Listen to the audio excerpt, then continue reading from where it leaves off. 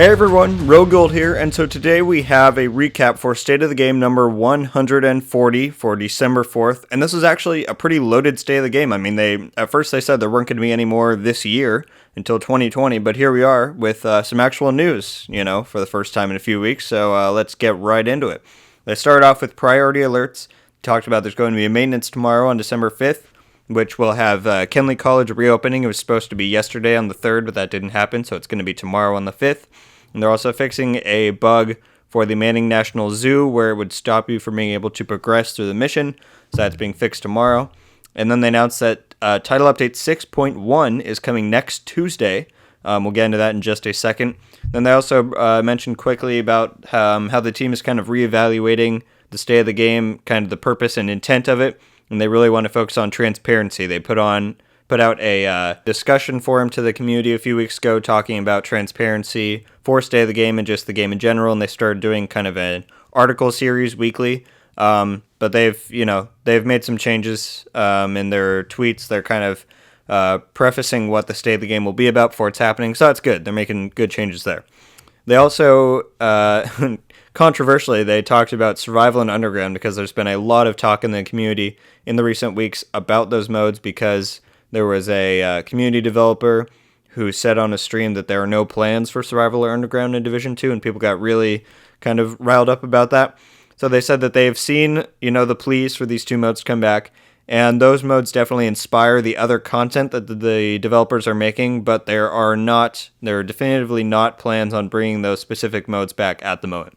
They said, never say never for the future. There could be plans to bring those back at some point down the road, but right now there are no plans to bring back Survival and Underground, specifically how they were in Division 1. They then mentioned that there is a Black Friday login event going until tomorrow, where if you log in, you can get 3 free caches that each come with an apparel key, and each of those caches have one piece of equipment, so that's cool. A little bit of a letdown for, Black Friday being so integral to Division's history, but whatever. So then they went into what Title Update 6.1 is bringing, and that's coming on December 10th. It will have further audio bug improvements. They said that they've been kind of combating these since the game launched, and there's going to be even more coming with that. They fixed open world apparel drops to where you would stop getting apparel drops from those backpacks just out in the streets of the open world before you had all of them, so now you should be able to collect the last ones that you don't have.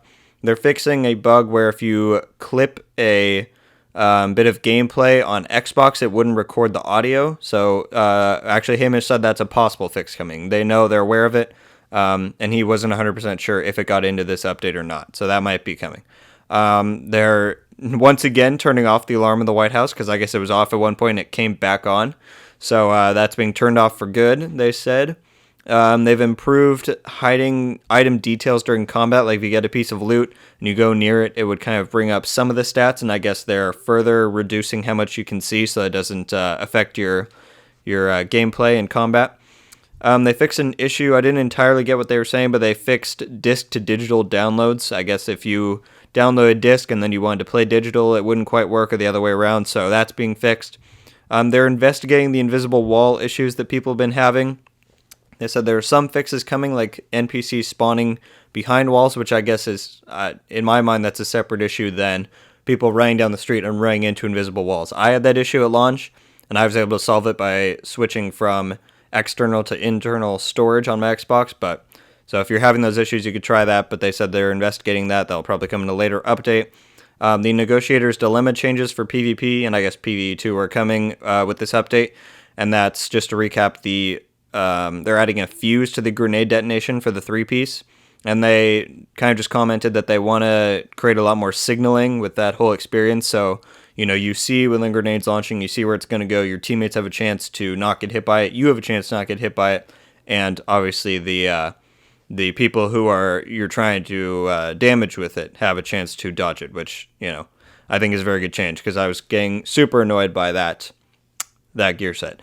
They said there are Cassie Mendoza changes coming. They didn't have them written down on the card, so they didn't list all of them, but among some of the changes are they're making it so that the non-acquirable items will not be there anymore. So basically, there was some instances where you had to either have the field research for the specializations up to a certain point, like for the Motherly Love gloves that had the 13% AR damage a few weeks ago. Some people couldn't get that because they hadn't unlocked it through the technician field research.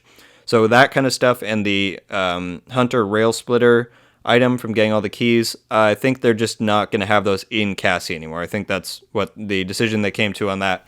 So everyone will be able to get the same items from Cassie, and there won't be any restrictions like that. They're fixing the UI map issues where it would say that she's spawning in a certain amount of time, but actually she was already in the game. You just didn't want to go look for her if it told you that she wasn't in there, so that's being fixed. Her actually not spawning is being fixed, and there's more to be announced that they didn't have written down at the moment, but she's getting some changes coming next Tuesday. Then there's a holiday event, which, is pretty cool, coming same day as 6.1, so December 10th. It is called Situation Snowball. First off, there's going to be festive decorations on the login screen. There's going to be a care package similar to the Black Friday one with a Santa hat in them and another 3 cash login. But also, and I'll come back to this later, there's a new apparel event, and so those keys can be used for that, or maybe they are specifically for that. But I'll get into that event in just a moment. So another 3 cash, 3 keys for that. And now this is where it gets pretty interesting. So the Hoarder NPC, which is the loot goblin that a lot of people have talked about on Reddit and stuff, where he just runs around, you shoot him once, either you shoot his backpack or you kill him and he drops a piece of loot. He will have, if you see him running around and he has a Santa hat on, and you shoot him, then he will drop a brand new gun, a special gun for this event, but I think it lasts past the event. And they didn't say the name. They put up a picture, which I'll have up on screen, and it shoots snowballs. Okay. And so when you hit enemies with them, it will confuse them. And so it's a guaranteed drop off of the Hoarder in the open world if you hit him during the event while he has that Santa hat on. So that's pretty cool. I mean, it's cool that they add that. And that was pretty much it for the event like that, which, it's a little bit lackluster, but, cool that they're adding a new gun, doing some stuff regardless. So then the apparel event is called Silent Nights, and again, it starts on Tuesday, December 10th. That's when all this stuff is coming. And it runs through the 31st, but then you can use your keys until January 7th. So you'll stop being able to earn keys in-game on the 31st, but then you can use them for 1 additional week. They added a new way to acquire keys. So basically because before it was just a percentage-based chance, but if you didn't get a key one level, the next level, the game didn't take into account that you didn't get a key last time, so there was no, improved chances if you just had a streak of not getting keys. So now, every 3 levels / field proficiency levels, you will get a key, and every 5 DZ proficiencies, you will get a key. And you also get 3 keys now from the apparel project. Oh, I think that's how it was before. But overall, those changes are really good. I think, especially in the DZ, 5 proficiency levels you can get pretty easily if you're just out fighting some manhunts and all that. So that's a good change. I am happy with that. It means that you're going to be able to get those a lot more consistently. And you can now gift keys to other players, which is cool. I don't think I'll be doing that because I want to get all the stuff in the event. But that's a cool option that they added. And then they showed a picture, and I'll put this up on screen, of the new outfits coming with this event, and they look dope. I mean, people were complaining, and I didn't never outright complain, but I thought it was kind of cheesy that they put in flip-flops and a bunch of, non-military style outfits in the past apparel events. But these ones look awesome. You've got a hoodie, you've got a guy with a skull mask, and some really tactical-looking gear. And I think the Reaper one in particular looks really cool. And so, yeah, I think all these are really dope. And Hamish made sure to point out that there's a hoodie with the hood on, which a lot of people are asking for, so that's awesome.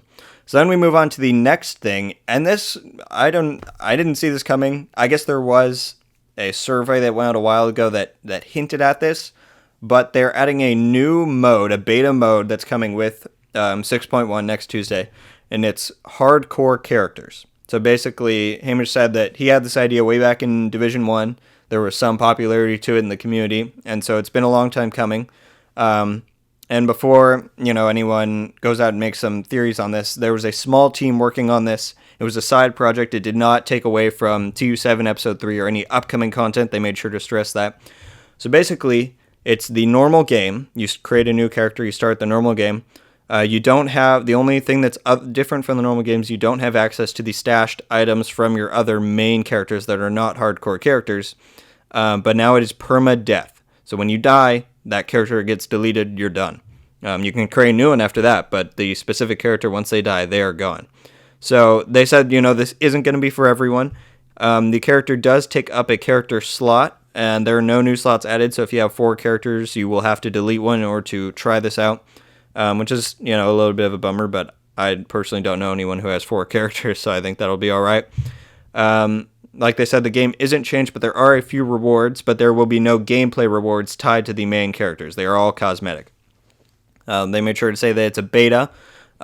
They really just wanted to get out there for us to try it. Like I said, it was a side project that people were working on, and they said that based on our feedback, that could kind of help shape it into growing later on in the game's life cycle. So that's pretty cool that they're putting it out now, even though it's not fully done, just something for us to try out. The matchmaking within the hardcore mode will only be with other hardcore characters, and you can only see other hardcore characters in the game. That's in the Dark Zone. They said you can do the raid. This would be a pretty cool challenge to do the raid on a hardcore character. But when you're playing a hardcore character, you will only ever see other hardcore players. So that's pretty cool. The one reward they showed is for at level 2, and they said that there are more rewards each level you go up that they didn't show here. But the reward for level 2 is a Memento Mori hat that says YOLO on it. So, it's whatever. But that's pretty cool that there are rewards for trying this out. And they're just cosmetic. It doesn't affect the main game, anything like that. They said there are no leaderboards or anything like that yet. It's literally just you play it and try it out and have fun with it and get those cosmetic rewards. But they said it can grow if the community likes this mode. So once they put it out, if it gets good reception, good feedback, then they can continue to improve upon it and add more things to it. So that's cool. I mean, I don't think anyone really saw this coming, at the end of the year. But I think it's very cool that they're working on these kinds of things and they can just add them in for us to try them out. I think that's really cool. They then moved into a strange section. I don't really know why they did it, but they were 2 clips of them asking these developers certain questions. And the first one, he just kind of roasted this guy. He asked why the UI on the target practice thing would say 0 out of -1. The guy said, I don't really know why. We haven't changed it since last December, but, we can look into that. So that was strange. And then the next one was, he asked him about why DC has electricity, and he said that select electricity grid areas are being run by professionals for the White House and some other few locations. Okay, I don't know why anyone cares about that, but they talked about that. And then lastly, they came to just general, DZ, PvP, loot, and other discussions for the health of the game overall. They said they are working on non-Band-Aid fixes for the loot game and for other things in general, but they have no release dates to talk about for those.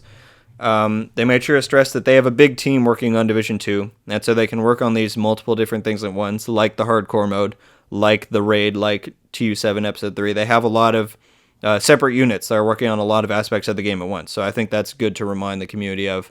They said that they believe in loot incentive and content that challenges the player, other than just beating the same old content that you've already beat, a million times with new loot. They said they believe in that.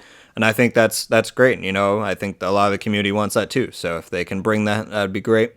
They said they are going to have more announcements and visibility on upcoming content like Episode 3, like TU7, as soon as possible. And they won't wait until the last minute just to create a lot of buzz before the update comes out. They want to put it out as soon as they're able and have a discussion with the community about the upcoming content. So that's good. They're reminded that the raid is coming next year. They didn't say that it's coming with TU7 Episode 3. I really hope it is. If it's not, then that's going to be big yikes.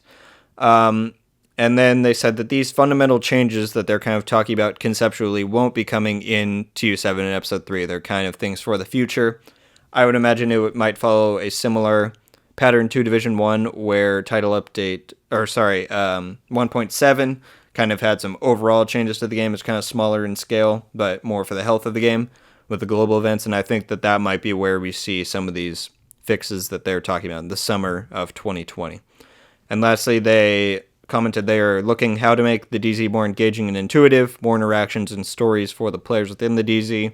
They were just kind of commenting on some things that the chat were saying, so obviously that's good. And all these things that they mentioned at the end here are very good to know for the future, and they've definitely improved on their transparency, as opposed to having a state of the game where they don't really talk about anything. It's just some like bug fixes, and then they go into agent highlights and cosplay. So There you have it, guys. That's State of the Game 140.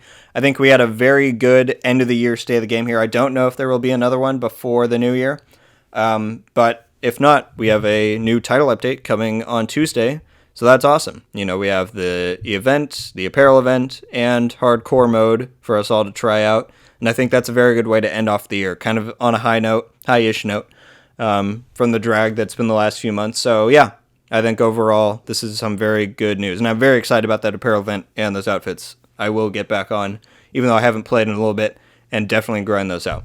So yeah, guys, if you enjoyed this and you want to see more content coming up and more State of the Game highlights and news, be sure to drop a like and hit that subscribe button with notifications on so you can be notified anytime I upload. We got some good stuff coming for the end of the year. You guys left some really nice feedback on the last video for what I can put out for the end of the year, so I thank you for that. And yeah, guys, that's all for today. And until the next one, RogueGold, out.